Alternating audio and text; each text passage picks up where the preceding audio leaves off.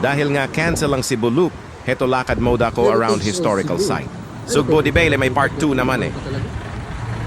Kinapos lang talaga ako sa oras at sa iniinda kong headache. This is boy. This is heritage. Yun o. Okay, diba? Di kalayuan natagpuan ko itong sculpture. Hindi ko maidetalye kung ano ang story behind the story on that monument, pero napahanga ako sa pagkalikha.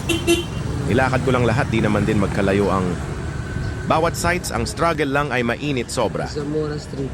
Oh, grabe kay sarap pagmasdan.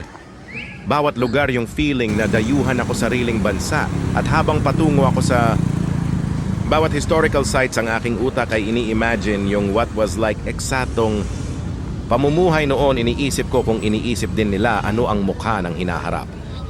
Kasi iniisip ko din ano ang mukha ng nakaaran, hanggang sa sumagi sa aking isipan. Anumang panahon tayo isinilang at namulat, ay may kaniya-kanyang karanasan.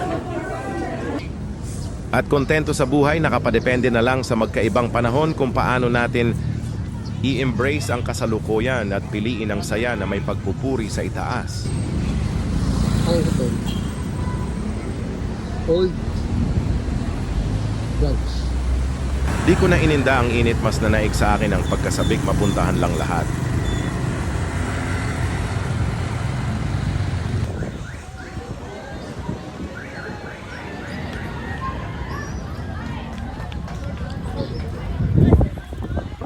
Si Puti. Uy, Puti. Lagi na kita Puti. Pambira ka man dito pag ano. Si Yudora nakaligtas. Di ko kasunod sa ano, Senior Santo Niño Basilica. Kasi bawal daw mag-short. Yun, naka-short ako. Yun. Bawal mag-short. So, di ako nakapasok. Okay, next time na lang. Okay.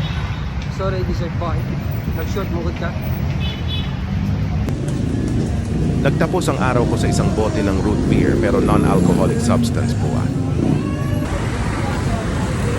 Dahil di ako umiinom ng alak, nakaupo ako habang nagpapatuloy ang mga kwento.